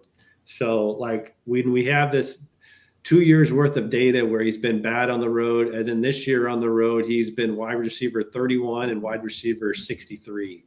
So it's just, I don't trust him in a setup in Seattle this week, no matter who the quarterback is. Safe to say he's not a roadie. I love Amari Cooper. I know he's been rough lately, but I am hoping that bites you in the ass there, Shane. Yeah, me too. All right. Well, my other red light wide receiver is Hollywood Brown. Marquise Hollywood. Yeah. So taking on Baltimore this week, as we've talked about, this game's going to get out of hand quickly. But mainly the thing is, through weeks 2 through 5, Hollywood Brown was like consistently putting up 14 points. Like, he was a good wide receiver. But over the last 2 weeks, he has a combined point total of 11. And I think that really comes down to Josh Dobbs. The quarterback for the Cardinals has just been getting worse and worse and worse. Like, the beginning of the season, he's completing over 70% of his passes. Now he's completing over like 50%, barely over 50%. Like, his target, the quality of targets is just not there. Like, I think he had like 38 targets and 11 of them were caught. So it's like, I don't like Dobbs. And because of that, with the bad matchup, I just am staying away from Hollywood Brown, even though he's been good prior to the last 2 weeks. Love it. Green light wide receivers. Sorry, I have 3 as well. Shane O'Mac. I talked about 2 of them for sure in Pickens and CeeDee Lamb. Seeing as I have their quarterbacks greenlit as well. Yep. And then a guy that you've seen, I don't even know how many weeks running, Rashee Rice. So those are my 3. I already talked about Pickens and CD. Rashee, I think he has a high ceiling or a high floor at this point. But I just continue seeing Mahomes trust in him. I don't know how many times I need to keep hammering that home, but those are my 3 this week. Yep. Love it.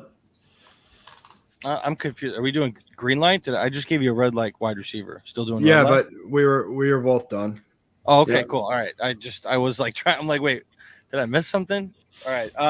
So I'll go ahead and talk about green light wide receivers. I have 2 guys on here that recently had really, really good games and that I think should be in your starting lineup moving forward.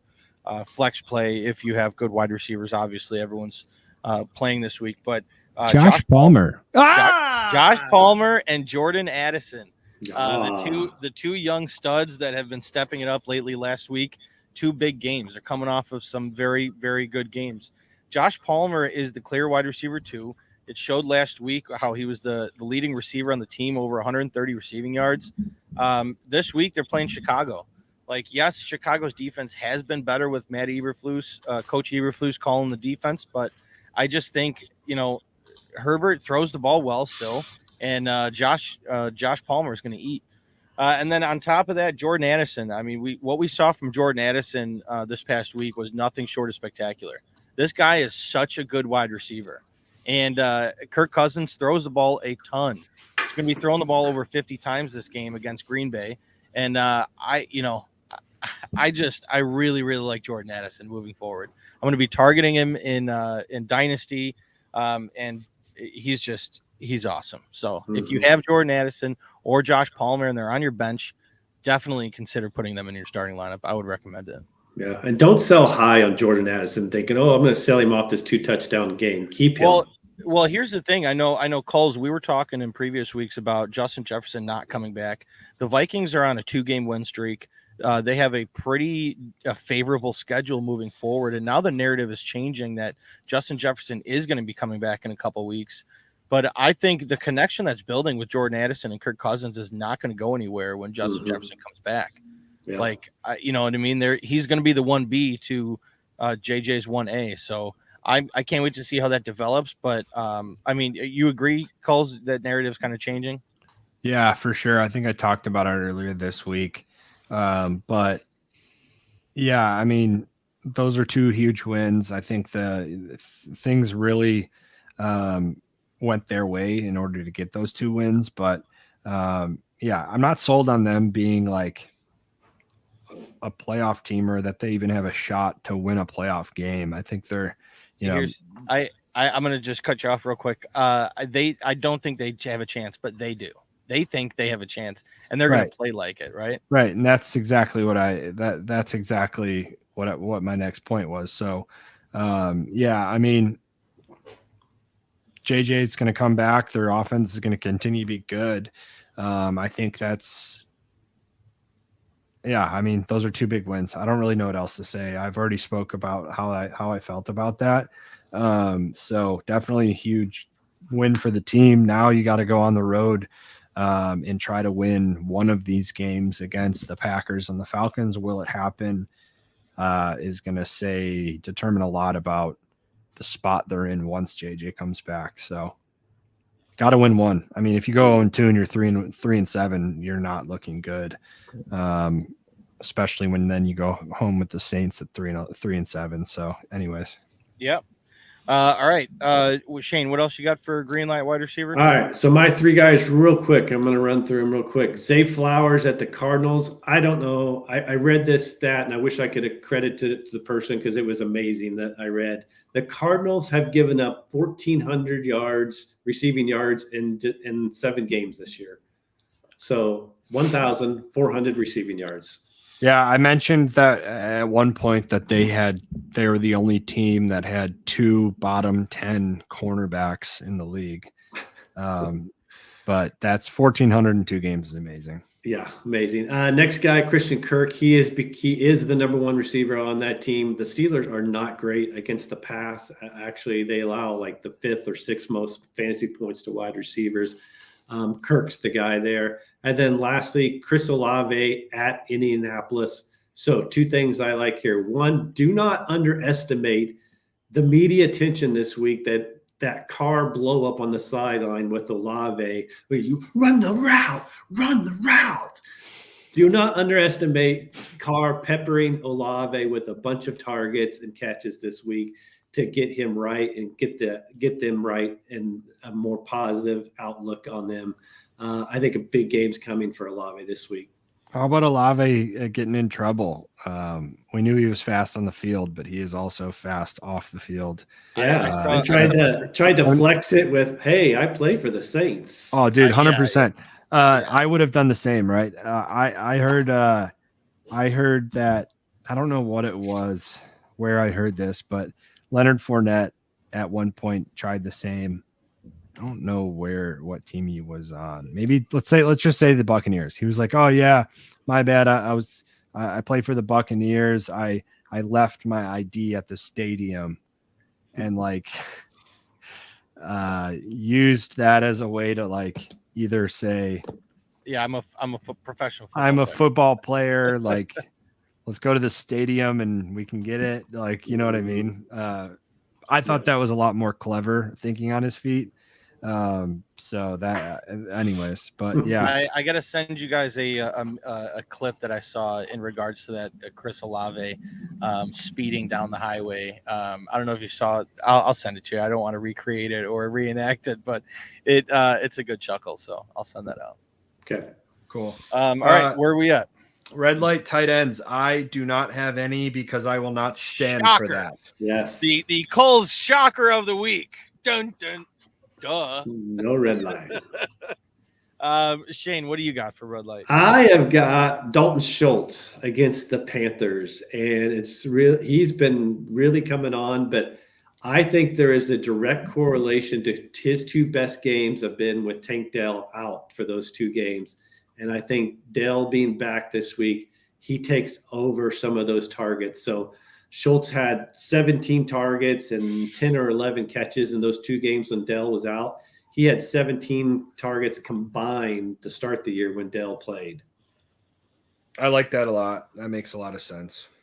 Yeah, it makes a lot of sense, and I was this close from putting him on my green light tight end list. So, Oh, I did not. I got someone else, but yeah, I don't know, man. For me, that could go either way because I do think the Texans have a great game, and as of recently, Dalton Schultz has been quite a reliable target for CJ Stroud. But my red light tight end pains me, but it is Cole Kmet. Cole Kmet for my Chicago Bears. He's just been a non-factor since, sadly, Justin Fields getting injured. I don't like thinking about it, but with Teabag, Tyson Bagent, I just don't think he's going to be a factor in this game. Yes, the Chargers have a very susceptible defense, but I don't know. For me, Is that how they say his name, Bagent? yeah, it's Bagent. That's how I've heard the announcers pronounce it and other people pronounce it. Did anyone call him Teabag on Bagent, Fox? the secret agent. They were going to change his name or change his number to 007. Oh God. All right. Well, green light tight ends. These are going to come as a shocker for you guys. Uh-oh. These are just going to. You'll never Never in a see it million coming. years No, be able to guess on my green light tight ends. Mark Andrews, Oh, Dalton Kincaid, oh, Sam Laporta, wow. and Trey McBride. Shocker. Those are my guys. Those have been my guys since preseason. The only person that I was all over preseason, not on this list, is Greg Dulcich, and he has lived on the IR. But those are my guys. I think my guys are going to show out for me this week. I love the Bills bounce back, prime time. I just think in order for that team, with how many injuries they've sustained on the defensive side of the ball, Allen's going to have to play like an MVP if they want to make the playoffs. They are going to make the playoffs. So you're going to start seeing some big time offensive games from the Bills and just kind of trying to win shootouts. So Kincaid figured something out. Give me him. Andrews as well. Ravens continue to figure it out on offense, and he's going to continue to get big time touchdown numbers because of it. Laporta, I've already said that Lions game script of just beating the shit out of the Raiders on prime time. And then Trey McBride, Ertz goes down. It's his time to shine. I just want to see Trey continue to get better each week. He is a serious receiving threat. That rounds out my green light tight ends. I can't hear you. Sorry, I had a noisy truck next to me. I decided to go mute. But Kulz, yes, great squad of tight ends you got there each Beautiful. week. It's great. So my green light tight end, Shane, you know this guy very well, is Jake Ferguson. Jake Ferguson is it's strange because last game only one catch for 15 yards. But Ferguson is tied on the team, third on the team for targets, I think, with 29 targets. And he's just kind of a go-to target for Dak Prescott. And the Los Angeles Rams are allowing the fifth most fantasy points to opposing tight ends. I really like Jake Ferguson this week. If I'm struggling at tight end and he's on the waiver wire, I'm picking him up and putting him in my lineup. Yeah. Hey, and sneaky, like he's top 10 in red zone targets in the league, not even just, so they look for him in there. I was contemplating putting him on my board. Let's put him on my board. Ferguson, join the squad. Why not? Add him to the list. Number 5. Let's just round it up to 10. Get it up to an even 10 tight end. Might as well put Kelsey on there, right? Yeah. Nah, fuck Kelsey. All right, Shane, what do you got for green light? All right, I got to go with Kincaid too because I was the number 2 fan in the preseason of Dalton Kincaid, so I'm definitely going with him now that he is the guy.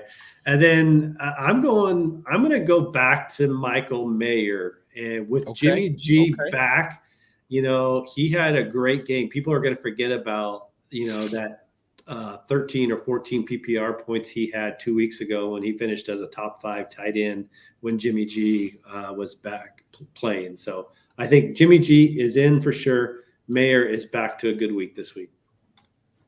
Nice. Yeah. I like that. I think game script too, them being down in Detroit, they're going to have to throw a lot. So I like that. Yeah. All right. Well, I think that about does. Huh? Q&A? Yep. Yeah, no, I was just saying that about does it for our red light, green light for week 8. And we're going to get to this portion of the episode where we highlight all of the questions and comments that you guys have so generously added to the comments section. So for some reason, I just like had a impulsive, like, so I just felt like we Q&A? needed, yeah, Q&A? we need a Q&A segue, and it has to something has to do with the peanut butter jelly time song. We got to tie that in. We got to tie that in. Maybe Shane could sing a song called Peanut Butter Flapjacks. Peanut butter Flapjacks. Peanut butter jelly.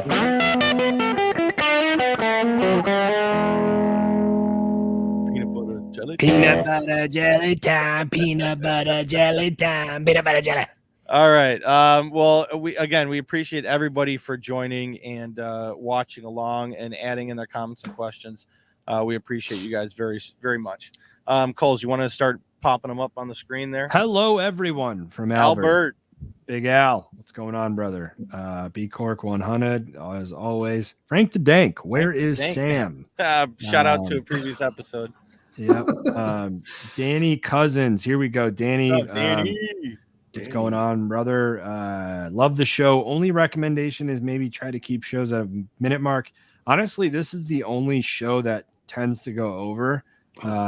That's just because we have good conversation and we're not trying to rush it.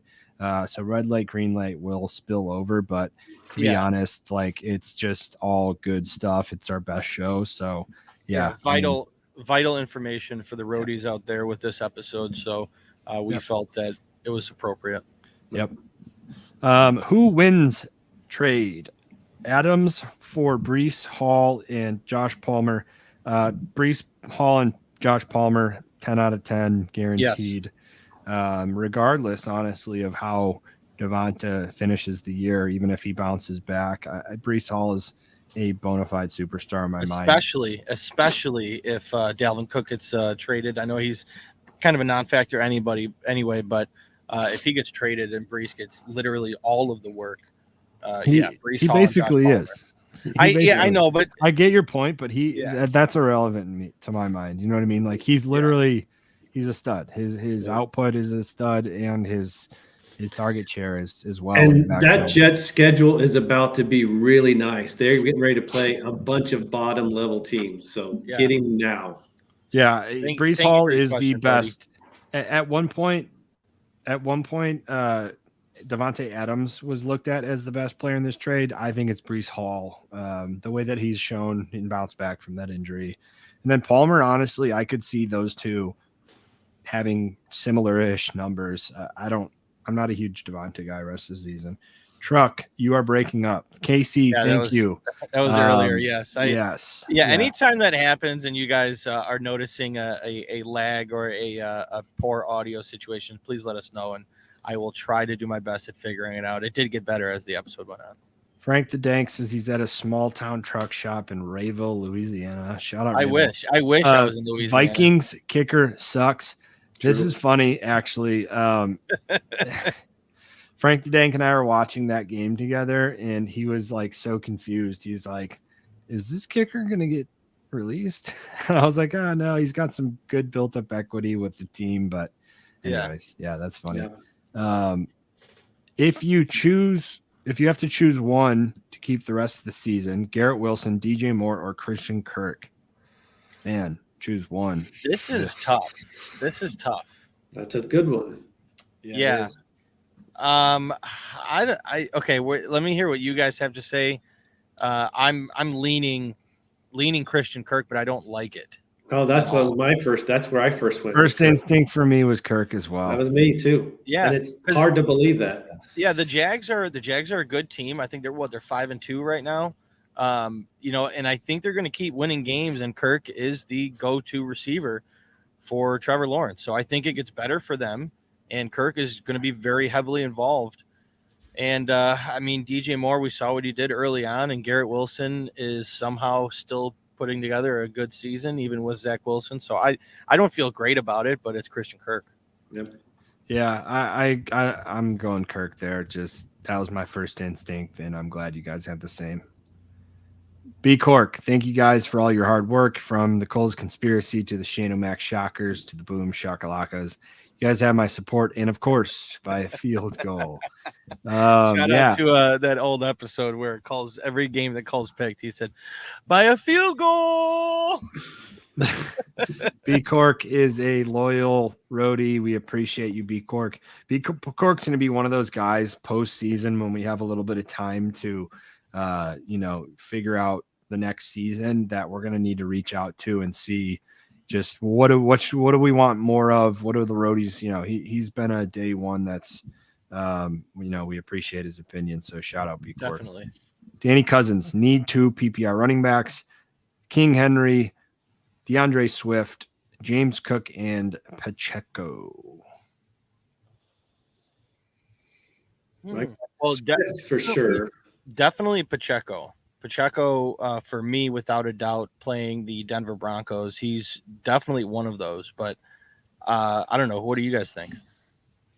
Between me, I'm having a tough choice between Pacheco and James Cook. I would sit Henry. Pacheco didn't have a great game against Denver 2 weeks ago. Because I remember he was on my green light list, but he did not have a great game. But it's Swift for me for sure. And then maybe a slight lean to Pacheco over Cook. Yeah, same thing. Swift for sure. And then I'm probably slight lean to Cook over Pacheco. Yeah, just because. Yeah. Okay. 12 team, half PPR, 6-1, Zabby, with Hurts, CMC, B Hall, AJ Brown, Jamar Chase, Mark Andrews. That team's fucking stacked. 12 teams. Yeah, congrats on being 6-1. You have a great team. I don't know how this 12 team is a 12 team. Oh, your league mates are idiots. CMC and AJ Brown are all first rounders. Could be a keeper league. Yeah, it's got to be. Just questions at flex. Flowers, Edwards, Hunt, and Higgins. I know Shane O'Mac mentioned Edwards, so I'm interested to hear what he says here. But I'm going Flowers. I'm going Flowers as well. Yeah, Flowers for me. Yep. Although, I mean, regardless of where you go between Gus Edwards and Flowers, I think Edwards still has a good game, but Flowers for sure. Mm-hmm. Boom shakalaka! Yes. All right, Flowers it is. Lex, plant some trees. Let's plant some trees. Love it. Returning commenter for sure. Hey guys, yes. Thank you for coming back. Start Love or Howell this week? Good question. Let's start with you, Truck. I'm going Love, and I don't love it. Oh, I'm going Love as well, and I do love it. Yeah. I love Love. I love. We love Love over here. Love. I love that. Yep. I have Kenneth, Montgomery, Jones, and B. Rob at running back. I got offered Taylor for Ayuk. You have Walker, David Montgomery, Aaron Jones. Well, I'd be curious to see who else you have at wide receiver. I agree because giving up Ayuk. I agree because long term, I think you're good when Montgomery gets back, and honestly, at that same time, Jones will probably be healthy. So if you need a win now, then I think, you do need an RB2. I don't love B-Rob, but if you're on pace to make the playoffs and you're not deep at wide receiver, then hang on to Ayuk and just start B-Rob. I know he was our trifecta red light running back, but if you're not in desperate need for a win this week, then I wouldn't do it. I just think you can get by with B-Rob he's not going to give you a goose egg from a workload standpoint, and then keep your wide receiver depth. But I think context matters on this one. Definitely. All right, let's go to MGJMHK. Half PPR, Should I trade Ford for Najee straight up since he is injured? What do you guys think? Yeah, I'd do it. So he's got 3 more weeks without Ford. Not sure what he's like when he comes back week 1. Najee's going to be in a similar split as Ford could be with Hunt. Najee's got the goal line role, I think, at least in that split. So especially if you're not in a great record, I would take that upgrade over for the next 3 weeks. Yeah. Sadly, that is my opinion as well. I hate Najee with a passion. I just hate him. So Casey Martin, shout out Casey. PPR pick 2, Nico, Metcalf, Pittman, Dobbs. All right, let's go. I'll go first. I'm going Nico. 100%. And I am going not Pittman. I don't want a piece of Lattimore. That Saints defense is still good, regardless of giving up 31 points. Yeah. And it's Metcalf for me, Nico and Metcalf, if he plays. I think it's a couple injury related things. Like we got to know: A, is Metcalf playing? B, is Christian Watson not playing? Yeah, I agree with that. I agree with that. I probably go Nico and Dobbs because I think Watson's out, and I think Metcalf. I don't know. I don't know that he's 100% healthy. Do you? Yeah. No, you're absolutely right. I completely forgot about Watson missing. But yeah, Nico and Dobbs. Let's go Danny Cousins. What's going on, Danny? Love the Gus call. I was debating him versus Mixon PPR. Gus. This one goes to Shane. Yeah, he would be one of the guys that's why he's a shocker. I'd start him over Mixon. Yeah, shocker of the week. Just Josh. All right, Josh. Just traded Komet and Shaheed for Kittle and Rondale Moore. 20-man redraft PPR. That's so crazy. Wow. My roster is Russ, JT, Aaron Jones, Tyreek Hill, Christian Kirk, Komet, now Kittle, and Jacoby Myers. Just traded Komet and Shaheed for Kittle and Rondale Moore. That's a pretty good roster for a 20-man.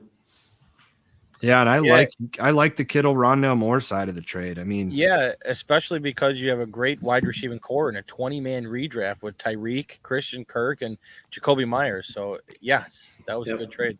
Yeah, great trade. Kittle is the best player in that trade. I mean, Komet's just gonna struggle unless Justin Fields is playing well.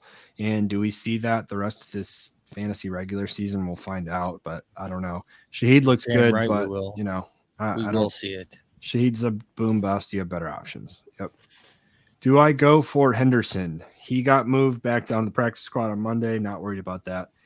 And I don't know if he's going to keep being the back for them. Yeah, he is. So, but I don't know if I drop him or not, because if I drop Henderson, he ends up being the starter. He is going to be the starter. So that was just a move to, get as many options on the team for this week as possible. But Henderson's going to be elevated and he's going to start. Mm-hmm. Should I trade away Ravens defense for Eagles defense? I like the Ravens D better, but their playoff schedule is worse. Ravens defense right now, these next 3 weeks, I think they are the number 1 defense. And then their next 3 weeks, they have at Cardinals. I love that matchup for them. Next week is at home against the Seahawks. They can make Geno Smith get a little frustrated, and then they have the Browns at home as well. So I honestly like all 3 of those matchups. Like if Deshaun, whether Deshaun is there or not, if it's PJ Walker, I love that at home. Yeah. Home Ravens. I don't know. I like the Ravens. What are the weeks that you're looking at? I just like these next 3 games for the Ravens. Like they're the number 1 defense and they have a good 3 games coming up. So can you look up real quick, if you have it in front of you, the schedule for 14, 15, and 16, who these 2 teams are playing? I can look at it. And while you look at that, like I don't mind the trade for the Eagles defense also, because so they're really great against the run, number 1 against the run. I think they're going to be getting better against the pass as the year goes on. They just made a trade for an all-pro safety from Tennessee. So they're going to improve things on the secondary, I think, as the year goes on. Yeah. Yeah, because to me, if the Eagles definitely have a better playoff schedule, and it's noticeably a better playoff schedule, then yes, you should trade for the Eagles defense if you're gearing up for the playoffs, and you're definitely going to make the playoffs. Because if even in a bad matchup, you can stream someone else, but the Eagles defense has been killer lately. So yeah, I would trade the Ravens for the Eagles in that case. The last 2 weeks of the season is Giants and Cardinals for the Eagles. Ooh, giddy up. Nice. I don't know though. Like I really like the next 3 weeks for the Ravens. So like I'm just not inclined to trade for 8 weeks from now. I'd rather look at the next 3 games in front of me. So I personally am keeping the Ravens. Defenses are crazy, dude. Like I'm just going with the hot defense right now. Yeah. And I'm going with I'm not trying to project 8 weeks out quite yet. Give me the next 3 weeks. I love those matchups, so I'm keeping the Ravens just because of that. But nice pod. Should I start Mixon versus San Francisco or Tank Dell Panthers flex PPR spot? Mac Dagwood. Dagwood. Love that name. Another. First time. Is he a first timer? I don't think I've ever seen Mac Dagwood, but I'm glad I'm seeing it now. Welcome, and thank you for joining. I just remember telling someone that regardless if their team's like 1-5, they have a winning name, and I love their name. Yeah. And hey, real quick, hey, everyone out there that's still listening, also thumbs up the video. Just it takes 1 second while you're here. Just thumbs up it for us if you would. Sorry. Yeah, it really helps. Definitely. Shane, I appreciate that because I'm so bad at plugging that. So yeah, you. Shane, the marketing manager for the road show. I love it. Mac Dagwood, first timer. Let's give him an answer here because for me it's Tank Dell, and it's not even close. Boss. Tank Dell all the way. Joe Mixon, he's on my red light list going against San Francisco. He's been terrible lately. The Bengals have not been running the ball well. And Tank Dell, I know he was injured and they're coming off the bye week. I think Tank Dell eats this week. I think he sure as hell gets more points than Joe Mixon. So Tank Dell all day. Yep, agree. All right, Kulz, what do we got next? 1 second. Bronson. How? Oh yeah, Bronson. Welcome back. Yeah. Sorry, Bronson. I'm gonna need to know how to say your last name. Bronson. Hey-o. Hey-o. Oh, yeah, it is. Bronson. Hey-o. Trade Waddle and Sutton or Addison for Devontae Adams. Trade Waddle and Sutton. I think he probably meant to say for Addison and Devontae Adams. No, I think it was Waddle and another player for Devonta. So whether that's Sutton or Addison. Waddle I see. Waddle So and one either... of them for Devonta. Okay, I think you're right. Yeah, no, you're right. Yep. So yeah, that's what I have there. I don't think so. I think you keep your wide receiver depth. Waddle and Addison. Yeah, Devontae Adams has not been doing well, and if you're going to be trading away all those pieces, you can do better. He can start 5, so he has Chase, AJ Brown, Amon-Ra, Thomas, and Tank. I'm starting AJ Brown, Jamar Chase, and Amon-Ra, and Waddle automatically, and then Waddle is my number 4, and Addison automatically, and then Addison or Sutton. That's a solid 5. I'm staying put, Bronson. Your team's solid. Okay, Bronson. Yeah, go Saints. Who dat? Addison or DJ Moore, full PPR. B Corp. Jordan Addison is the answer here. I mean, we've talked about it before. Kirk Cousins is going to be throwing a lot this game against Green Bay. They're going to be trying to get that early lead. And DJ Moore, you just can't trust him with a good old teabag. Yeah. 8-man, half PPR, can only start 2, 1 flex, 1 wide receiver, CD Lamb, Waddle, JT, Brees Hall, Jordan Addison. Wow. Mike 32, thank you for joining. These 8-man teams, man, 8-man leagues, you just have I didn't realize, first of all, let me say this. I didn't realize there were so many 8-man leagues. I am commissioner of my own 8-man league, and I was like, dude, I guess nobody does this because this is brutal. But we get a lot of 8-man questions and people bragging about 8-man auto draft leagues. Mm-hmm. Yeah. So, all right. So, what's your answer here, Kulz? Can only start 2, 1 flex, 1 wide receiver. My wide receiver is CD Lamb, green light. I think he's just an auto start over those 2. And then Jets, Giants, tough game. Colts have Saints. I don't like that matchup either. I go Waddle? Jordan Addison. No, I go Waddle because I don't like that. I would go Jordan Addison, but as I said earlier, I think the Packers win that game. I have Kirk on red light. I don't like that matchup. However, I think his floor is very high, so I would start him anyways in pretty much any spot. But I do like Waddle. I like CD and Waddle. Those two are just, in my mind, in a different tier. Ish. Mike, just keep an eye on Waddle. Make sure his back's okay, like from Sunday night. Yeah. Yep. Mike 32. I am Mike and I am 32. Lex, plant some trees, drop Pitts or Kincaid for Chuba, Cam Akers, or Tank Dell in a 10-man league. Drop Pitts or Kincaid for Chuba. Definitely not Kincaid. Not Kincaid. Drop Pitts. If you have Kincaid, you're good.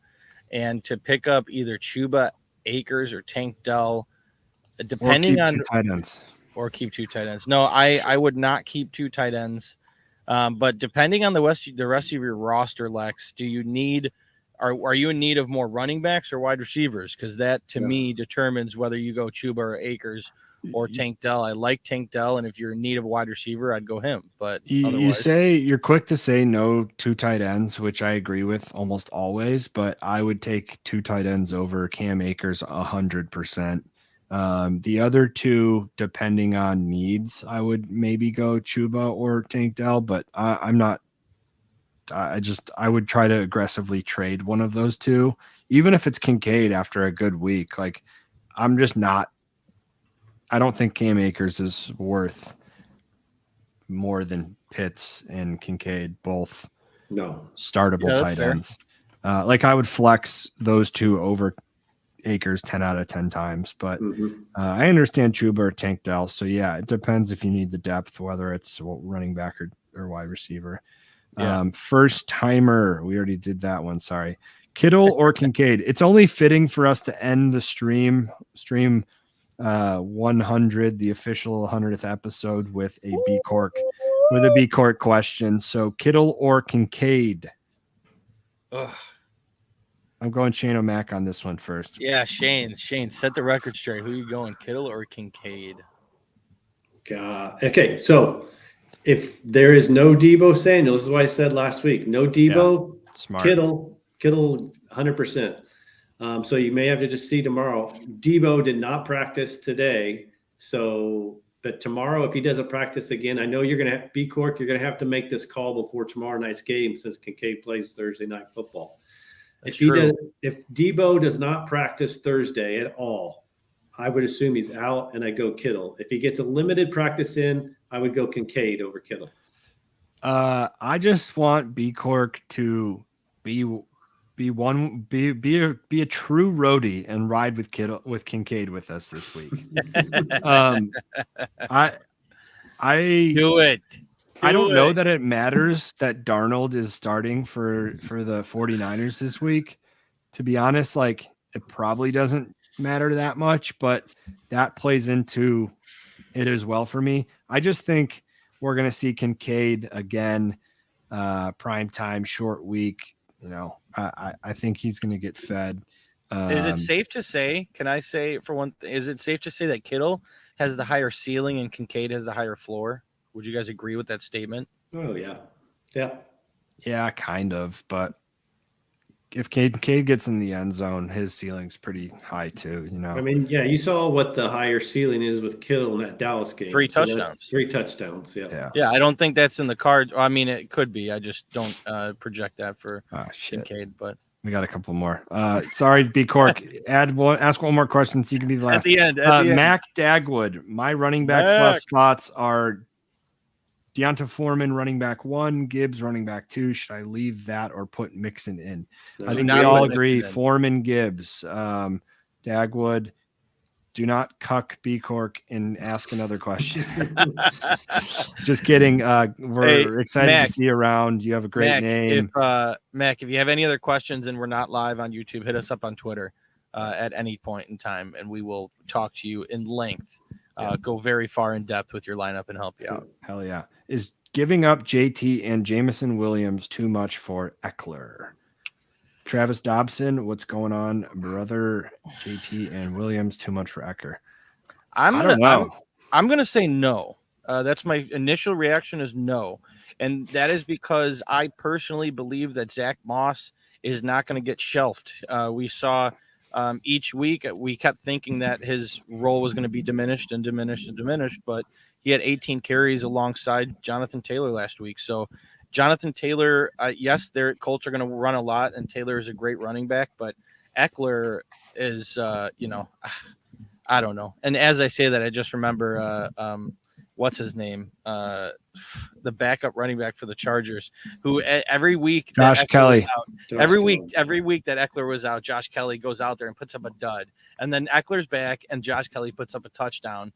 And it makes no sense to me. I don't want to believe it, and I'm not going to. I'd rather have Eckler than JT and Jameson. What about you, Shane? I'm a little bit concerned that Eckler with a second ankle issue. I think JT's about to take off. I agree. I think Zach Moss, he missed practice today, didn't participate at all. I don't know what's going on there, but I don't think it matters. I think he's about ready to take off. Ooh, Travis Dobson is wearing a Ezekiel Elliott Cowboys jersey. So nice.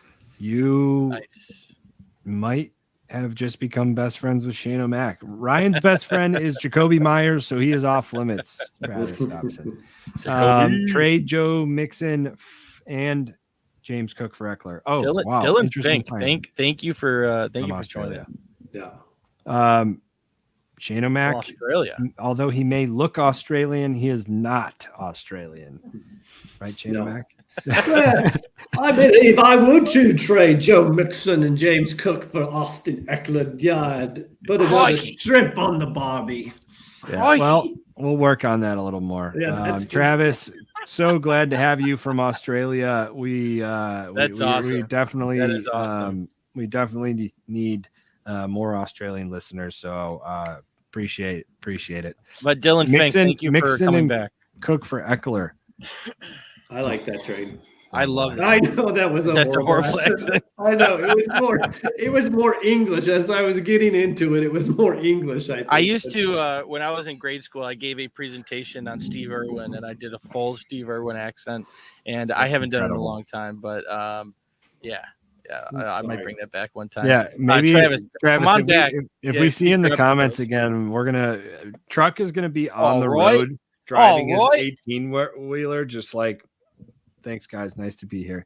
Yeah, Truck's gonna be behind the wheel, just practicing that for really all day tomorrow. So maybe next week, if we see in the comments again, we'll bust out. Maybe come hang out with us for tomorrow's Thursday Night Football stream while we're just hanging out, chit chatting.